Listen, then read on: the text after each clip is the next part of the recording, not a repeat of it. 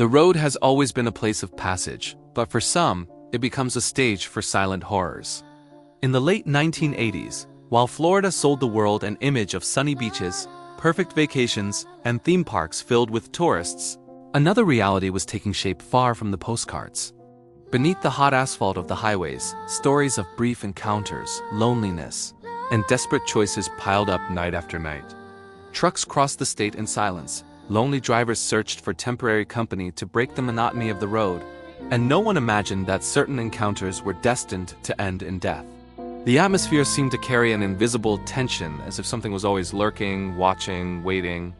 Something growing far from society's eyes, hidden among gas stations, cheap motels, and dark stretches of highway. Aileen Wuornos was not born a monster, although that is the label the world eventually chose for her. Her story begins long before the murders, in a childhood marked by rejection, abuse, and extreme neglect. Abandoned by her parents while still an infant, she was raised by her grandparents in an unstable and violent environment. Inside that house, love did not exist and aggression was part of everyday life. Physical punishment, humiliation, and fear were common. Aileen grew up without any reference of affection, learning early on that the world was not a safe place. Each passing day reinforced the idea that survival required emotional hardness. Slowly, her view of people was shaped by pain, distrust, and a constant sense of abandonment. At a very young age, Aileen began to suffer continuous abuse, both physical and emotional. Her adolescence was marked by exploitation and humiliation that left deep scars. She never had the chance to build a stable identity or imagine a different future. Instead, she learned to live one day at a time, always on alert. School was not a refuge. Family was not a refuge. Society offered no protection. Everything seemed to push her away toward the margins, toward a place where no one cared about her fate. This early isolation helped create a silent resentment that would never truly fade. When she finally left her grandparents' home, Aileen began living on the streets. She slept in abandoned cars, isolated areas, and anywhere she could hide from the cold and from danger. The road became both her shelter and her prison. It was in this context that she began prostituting herself, not out of choice but out of necessity. Each encounter was an unequal negotiation, marked by fear and suspicion. Many men saw her as disposable. For Aileen, every client represented a potential threat. Violence was constant, and the feeling of being on the verge of attack never disappeared. Over time, the constant fear began to transform into something else. Aileen no longer saw herself only as a victim.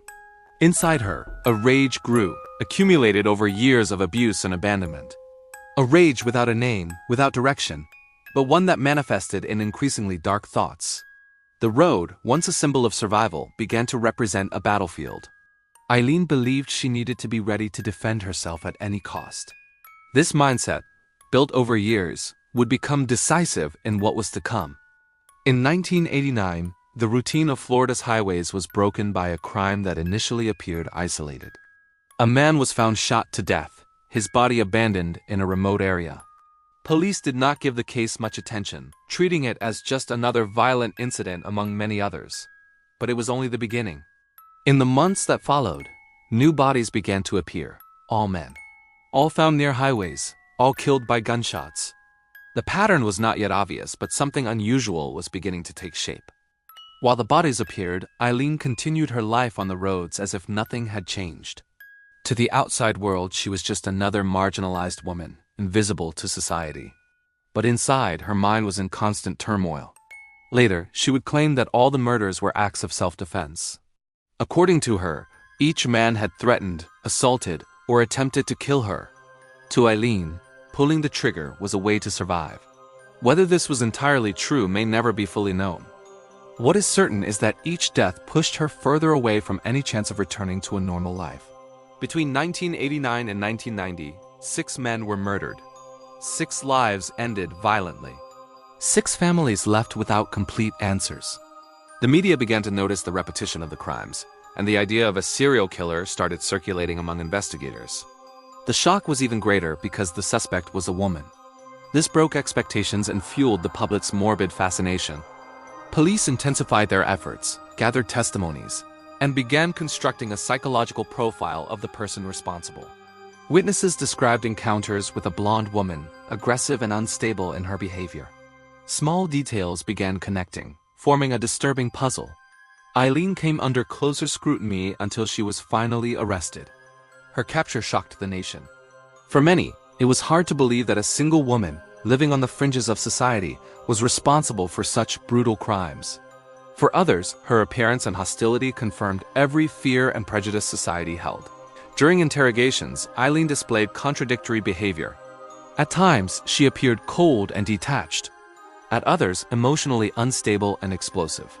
She spoke of abuse, persecution, and conspiracies, mixing real events with paranoid thoughts.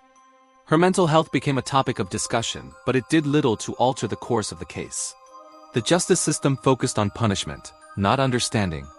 Aileen was quickly tried and sentenced to death. On death row, her psychological state deteriorated even further.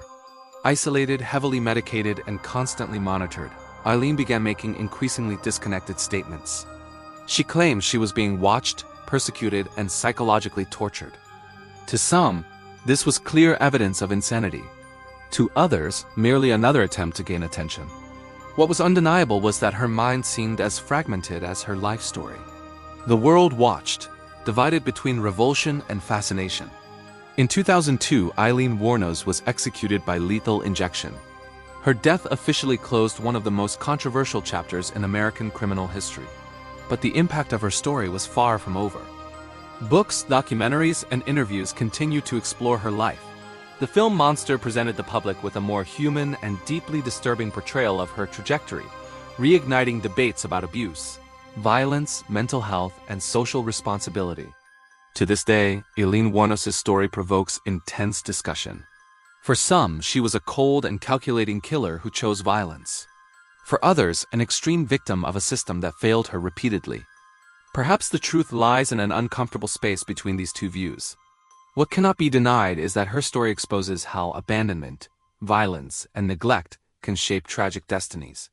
Driving along Florida's highways today, few imagine the horrors that once hid there. But the road remembers. Every mile holds echoes of encounters that never ended. Aileen Wuornos' story remains a dark warning that not all evil appears suddenly. Sometimes it is built slowly, over an entire lifetime of pain and silence.